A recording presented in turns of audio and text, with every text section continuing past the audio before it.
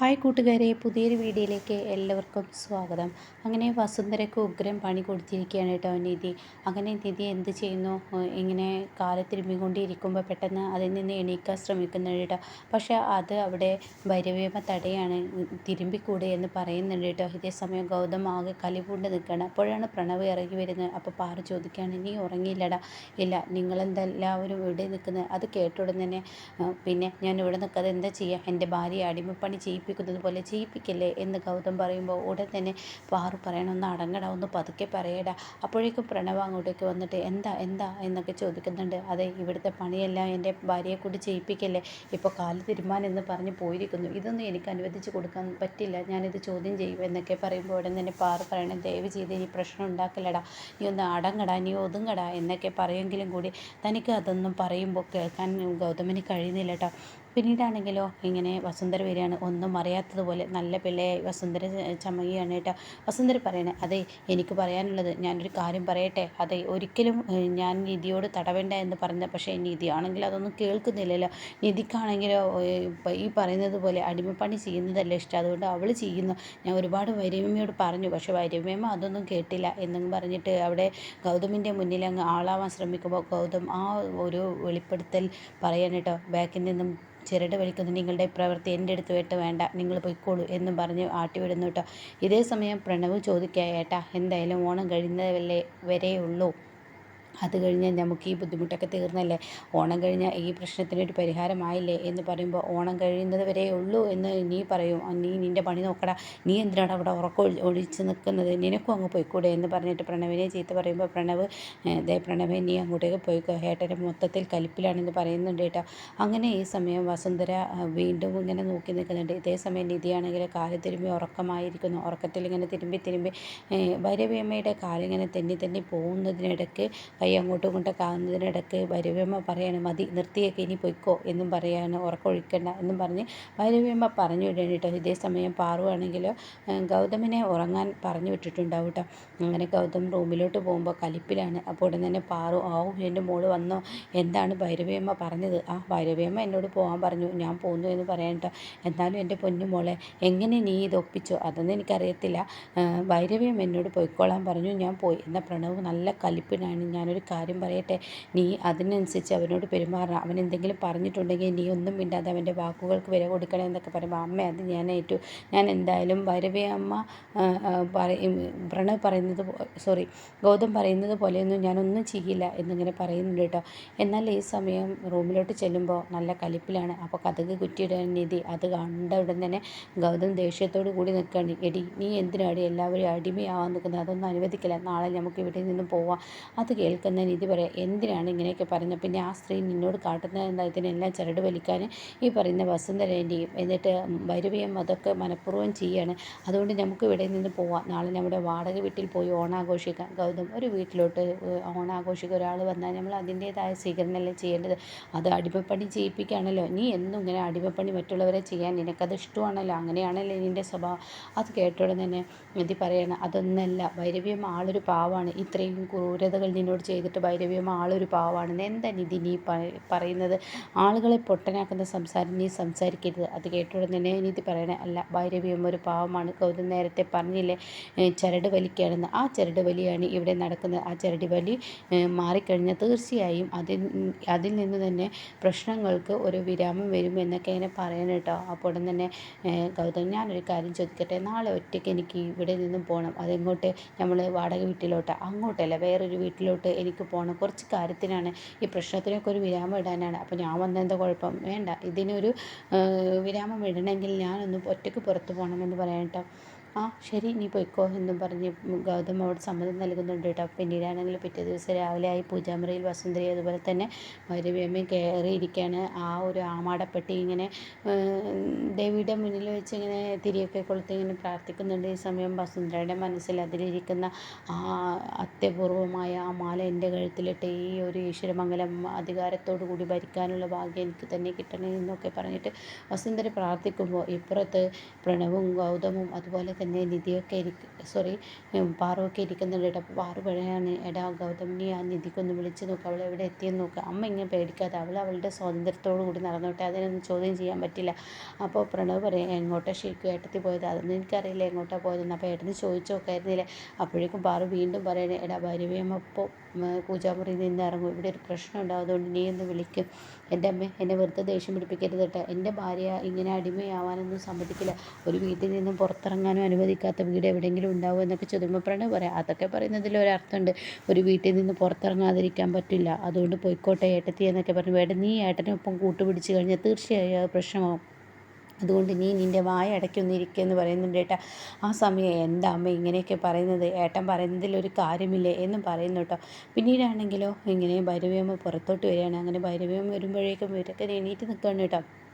അപ്പോൾ ഭൈരവിയമ്മ ചോദിക്കുകയാണ്, അംഗസംഖ്യയിൽ ഒരാളുടെ കുറവുണ്ടല്ലോ. അത് കേട്ടോണ്ട് തന്നെ ഒന്നും മിണ്ടാനാവാതെ എല്ലാവരും ഇങ്ങനെ നിൽക്കുമ്പോൾ ഉടൻ തന്നെ എവിടെ നിധി എന്ന് ചോദിക്കുന്നുണ്ട് കേട്ടോ. അപ്പോൾ ഉടൻ തന്നെ നിധി അവിടെ കാണുന്നില്ല. അത് കേൾക്കുന്നതിനോടുകൂടി വലിയ സന്തോഷത്തോടു കൂടി ഇങ്ങനെ വസുന്ധര നിൽക്കുകയാണ് കേട്ടോ. എവിടെ നിധിയെ ഇവിടെ കാണുന്നില്ല, നിധി എങ്ങോട്ടേക്ക് പോയി? അപ്പോഴേക്കും ഗൗതം അവളുടെ വീന്ന് പറയുമ്പോഴേക്കും അവിടെ പാറു ഇടപെട്ടു കേട്ടോ. അതെ, നിധി പോയിരിക്കുന്നത് നിധിയുടെ ഒരു കൂട്ടുകാരിക്ക് പെട്ടെന്നൊരു ഫോൺ വന്ന് ആർക്കോ എമർജൻസി ആയി ഹോസ്പിറ്റലിലോട്ട് കയറണമെന്ന് അങ്ങനെ എന്തൊക്കെയോ പറഞ്ഞു. അങ്ങനെ ആ ഹോസ്പിറ്റലിന് പോയിരിക്കുകയാണെന്ന് പറയണ്ട. അത് കേട്ടിട്ട് അത്ര അങ്ങ് സുഖിക്കില്ല. ഭൈരവിയമ്മ പറയണേ, വന്ന് ഈശ്വരമംഗലത്തെ പെൺകുട്ടികൾക്ക് ചോദിക്കാനും പറയാനും ആരില്ല എന്നുള്ള ആ ഒരു അനുമതിയോ, എന്നാൽ അത് ഞാൻ അനുവദിച്ചു തരില്ല. എന്നാൽ ഇത് വെറുതെ വിടാനും ഞാൻ ഉദ്ദേശിക്കുന്നില്ല. അത് കേട്ടിട്ടാണ് നിധി അങ്ങോട്ടേക്ക് കടന്നു വരുന്നത് കേട്ടോ. അങ്ങനെ നിധിയാണെങ്കിലോ എന്താ ഇവിടുത്തെ പ്രശ്നം എന്ന് ചോദിക്കുമ്പോൾ, എന്താ നീ ആളെക്കളിയൊക്കെയാണോ? ഒന്നും മിണ്ടാതെ നീ എങ്ങോട്ടാണ് പോയത്? അത് കേട്ടോടൻ തന്നെ നിധി പറയും, ഞാൻ പുറത്തോട്ട്. എന്നിട്ട് നീ ആരോട് ചോദിച്ചിട്ടാണ് പോയത്? അത് കേട്ടോടൻ തന്നെ നിധി പറയുകയാണ്, ചോദിക്കേണ്ട ആളോട് ചോദിച്ചിട്ട് പോയി. അപ്പോഴേക്കും പാറു, മോളെ നീ എന്താ ഇങ്ങനെ ഒപ്പത്തിന് ചിലക്കുന്നത് എന്നിങ്ങനെ സംസാരിക്കുന്നുണ്ട് കേട്ടോ.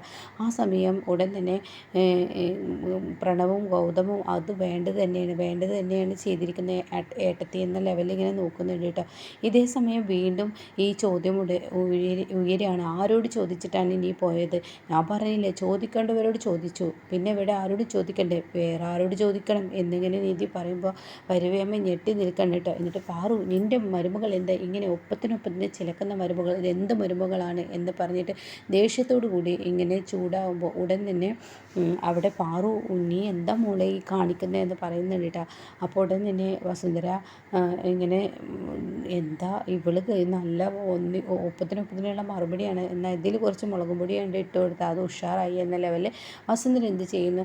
അതേ ഭൈരവിയമ്മ, ഇവളുടെ സ്വഭാവമൊക്കെ എങ്ങനെ തന്നെ, ചില നേരത്ത് നിധി ഒരു പാവമാണെങ്കിൽ നിധി ഇടപെടുന്നതിനെ ആളുകളോട് സംസാരിക്കും. അതാണ് നിധിയുടെ പ്രശ്നം, ആളെ മുഖമൊന്നും നോക്കില്ല. അങ്ങനെ ഒരു പ്രവൃത്തി നിധിയിലുണ്ട് എന്ന് പറയാം കേട്ടോ. ഇതും കൂടി ആകുമ്പോൾ ഭൈരവിയമ്മക്ക് ഒന്നും കൂടി ദേഷ്യം പിടിക്കണം. ആഹാ, ഇവൾക്ക് ഇങ്ങനെ ഒരു പ്രവൃത്തി ഉണ്ടെങ്കിൽ ഇവളെ നിലക്ക് നിർത്താൻ എനിക്കറിയാമെന്ന് പറഞ്ഞ് റൂമിലോട്ട് വലിച്ചഴിച്ച് കൊണ്ടുപോകാൻ കേട്ടോ. ഇതേ സമയം ഗൗതം, എന്താണ് നിങ്ങൾ എൻ്റെ ഭാര്യയെ കാണിക്കുന്നത്? അതൊന്നും കേൾക്കാൻ ഭൈരവിയമ്മ തയ്യാറാവില്ല കേട്ടോ. അങ്ങനെ ഗൗതമിൻ്റെ മുന്നിൽ വെച്ച് ഇങ്ങനെ വലിച്ചഴിച്ച് കൊണ്ടുപോകുമ്പോൾ ഉടൻ തന്നെ പാറു തടയാൻ കേട്ടോ. എടാ, അവർ തിരുവോണം വരെയല്ലേ ഉള്ളൂ, അവരെന്താ വെച്ചാൽ കാണിക്കട്ടെ, അതിന് നീ ചോദ്യം ചെയ്യാൻ നിന്ന ഒരു ഓണം ആകെ ഇല്ലാതാവും. പ്രത്യേകിച്ച് ഈ വീട്ടിലെ ഒരു മുതിർന്ന ഒരാളാണ്, അവർ സങ്കടപ്പെടുത്തി വിടാൻ പറ്റത്തില്ല, നിൻ്റെ അച്ഛനത് വിഷമാവും എന്നൊക്കെ പറയാൻ കേട്ടോ. എന്നാൽ ഈ സമയം അത് കണ്ടു നിൽക്കാൻ അങ്ങ് ഗൗതമിന് കഴിയില്ല കേട്ടോ. അങ്ങനെ നിധിയെ റൂമിലോട്ട് ഭൈരവിയമ്മ വലിച്ചഴിച്ച് റൂമിലെത്തുമ്പോൾ നിധി കൈയൊരൊറ്റ തട്ടാണ് കേട്ടോ ഭൈരവിയമ്മയുടെ. എന്നിട്ട് പറയണേ, എൻ്റെ കൈ വിട്, നിങ്ങൾ എന്തിനാണ് എൻ്റെ കൈ തടയുന്നത് എന്ന് പറഞ്ഞിട്ട് റൂമിൻ്റെ കതക് കുറ്റിടാൻ ചെല്ലുമ്പോൾ അവിടെ ഓടി വന്നിരിക്കുകയാണ് ഗൗതമിൻ്റെ ഭാര്യയെ ഒന്നും ചെയ്യല്ലേ എന്നുള്ള ആ മനോഭാവത്തിൽ ഓടി വരുമ്പോൾ ഉടൻ തന്നെ അവിടെ നിധി ഇങ്ങനെ പേടിക്കേണ്ടതില്ല എന്നും പറഞ്ഞ് കണ്ണിട്ട് കാണിക്കുന്നുണ്ട്. അപ്പോൾ ഗൗതമിന് സമാധാനമാവുകയാണ്. പിന്നീട് ഭൈരവിയമ്മയുടെ അരികിലോട്ട് വരണം. അപ്പോൾ ഭൈരവിയമ്മ പറയണേ, ആഹാ, ഇത്ര അഹങ്കാരമോ? ഇവിടുത്തെ പെണ്ണ് ഇത്ര അഹങ്കാരം ഉണ്ടാകുമെന്ന് ഞാൻ ഒരിക്കലും പ്രതീക്ഷിച്ചില്ല. നീ ഇത്ര അഹങ്കാരിയാണോ? ഈശ്വരമംഗലത്തെ മരുമകൾ എന്ന് പറയണ്ടോ? ഇത് കേട്ടോടെ തന്നെ നിധി പറയണേ, എനിക്കിത്ര അഹങ്കാരം എടുക്കേണ്ടി വന്നത് അതിൽ ചെറിയ പ്രശ്നമുണ്ട്. അതിന് കാരണക്കാരി ഈ ഭൈരവിയമ്മ തന്നെ. ഞാനെന്ത് കാരണക്കാരി എന്ന് ചോദിക്കുമ്പോൾ, അതെ, ഇപ്പോൾ പറഞ്ഞില്ല വസുന്ധര ആൻറ്റി ഭൈരവിയമ്മയെ എന്തൊക്കെയോ പറഞ്ഞ് തെറ്റിദ്ധരിപ്പിച്ചിരിക്കുകയാണ്. അവരാണ് ഈ വീട്ടിലെ ഏറ്റവും വലിയ ദുഷ്ട. എന്ത്, ഭൈരവിയെ കുറ്റം പറയുന്നു? ഭൈരവി കുടുംബം ഭരിക്കേണ്ടവളാണ്, അവളെ കുറ്റം പറയാൻ നിനക്ക് എന്ത് യോഗ്യതയാണുള്ളത്? അത് തന്നെയാണ്, നിങ്ങൾക്ക് മുന്നിൽ 3-4 തെളിവുകൾ എനിക്ക് കാണിക്കണം, അപ്പോൾ എനിക്ക് എങ്ങനെ പെരുമാറാനേ പറ്റത്തുള്ളൂ. അതാണ് ഞാനിപ്പോൾ ഇവിടെ കാണിക്കുന്നതെന്ന് പറഞ്ഞ് മൊബൈൽ അങ്ങ് ഓൺ ചെയ്തിട്ട്, ലാപ്ടോപ്പ് അങ്ങ് ഓൺ ചെയ്തിട്ട് ആ ഒരു വീഡിയോകൾ ഇങ്ങനെ കാണിച്ചു കൊടുക്കുകയാണ് കേട്ടോ. അത് കാണുന്ന ഭൈരവിയമ്മ ആകെ ഞെട്ടിപ്പോവാണ്. ആദ്യം ഞാൻ അവിടുത്തെ ഒരു തൊഴിലാളിയാണ്, ഈശ്വരമംഗലം ഗ്രൂപ്പിലെ ഒരു തൊഴിലാളിയാണ്. എന്നെ വെച്ചിട്ട് നിധി മേഡവും ഗൗതം സാറും ഒരുക്കിയിരിക്കുന്ന ഒരു ടെൻ്റ് അവിടെ നിന്ന് അടിച്ചു മാറ്റി ഭൈരവിയമ്മ CKC എന്ന് പറയുന്ന ഒരാൾക്ക് കൊടുത്തു എന്നുള്ള സത്യം വെളിപ്പെടുത്തുമ്പോൾ ഭൈരവിയമ്മ ആകെ ഞെട്ടിപ്പോവാണ് കേട്ടോ. വസുന്ധര ഇത്രയും ക്രൂരതയുള്ള ഒരാളാണോ എന്ന ലെവലിൽ ഭൈരവിയമ്മ അങ്ങനെ ഞെട്ടി നിൽക്കുകയാണ് കേട്ടോ. എന്നിട്ട് നിധി പറയാണ്, അടുത്തൊരു തെളിവും കൂടി എനിക്ക് കാണിക്കാനുണ്ട്, ഇത് ഞാൻ കാണിച്ചു തരാമെന്ന് പറഞ്ഞിട്ട് അടുത്ത തെളിവ് കാണിക്കുന്നുണ്ട് കേട്ടോ. അത് ആ ഈശ്വരമംഗലത്തെ MD ആയിരിക്കും. അയാൾ പറയുന്നത്, ഞാൻ ഈശ്വരമംഗലം ഗ്രൂപ്പിൻ്റെ MD ആണ്, എന്നെക്കൊണ്ട് പല തെറ്റുകളും ഭൈരവിയമ്മ ചെയ്തിട്ടുണ്ട്. ഇത് ഞാൻ പറയുന്നത് ഒരുപാട് പേടിയോട് കൂടിയാണ്, ഇത് പുറത്ത് പറയാൻ കഴിയത്തില്ല, എങ്കിലും കൂടി ഞാൻ പറയാണ്. ഈശ്വരമംഗലം ഗ്രൂപ്പിലോട്ട് വരുന്ന ഓരോ ബിസിനസ്സുകളും മറിച്ച് വിറ്റ് ഒരുപാട് കമ്മീഷന് ഉണ്ടാക്കുന്ന ഒരു സ്വഭാവം ഭൈരവിയമ്മക്കുണ്ട് എന്ന് പറയാനായിട്ട്, വസുന്ധരാമ്മക്കുണ്ട് എന്ന് ഭൈരവിയമ്മയുടെ മുന്നിൽ നിധി ലാപ്ടോപ്പ് വെച്ച് തെളിയിക്കുകയാണ് കേട്ടോ. അപ്പോൾ ഇതൊക്കെ കാണുമ്പോൾ ദേഷ്യം പിടിക്കുകയാണ് ഭൈരവിയമ്മക്ക്. എന്നിട്ട് നിധി പറയുന്നത്, ഇത് മാത്രമല്ല വേറെ ഒന്നും കൂടി ഉണ്ട്, ഒരു തെളിവ് കൂടി കാണിച്ചു തരാമെന്ന് പറഞ്ഞിട്ട് ഗൗതമ ഇങ്ങനെ കുത്തുന്ന ആ ഒരു സീനാണ് കേട്ടോ. ആ ഒരു സീന് കാണുന്നതിനോട് കൂടിയിട്ട് എന്ത്, ഇവളൊരു കൊലപാതകയോ എന്താ ഈ പറയുന്നത്? ഇത് നേരെ തന്നെ ഇല്ല, ഇത് ഡ്രാമയാണ്, ഇത് ഞങ്ങൾ നടത്തിയ ഒരു നാടകമാണ്. ഭൈരവിയമ്മയെ ഒന്ന് ഒതുക്കണം, അതുകൊണ്ടാണ് ഞങ്ങൾക്ക് ഇവിടെ ജീവിക്കാൻ കഴിയുന്നത്. പ്രണവിൻ്റെ ജീവിതം നശിപ്പിച്ചത് ഭൈരവിയമ്മ, ഈ പറയുന്ന വസുന്ധരാമ്മയാണ്. വസുന്ധരാമ്മയെ കൊണ്ട് പേടിച്ചിട്ടാണ് ഞങ്ങളിങ്ങനെ ഒരു കൊലപാതകം ഡ്രാമ ചെയ്ത്. അത് നിൽക്കുന്നത് എൻ്റെ ഗൗതമാണ്.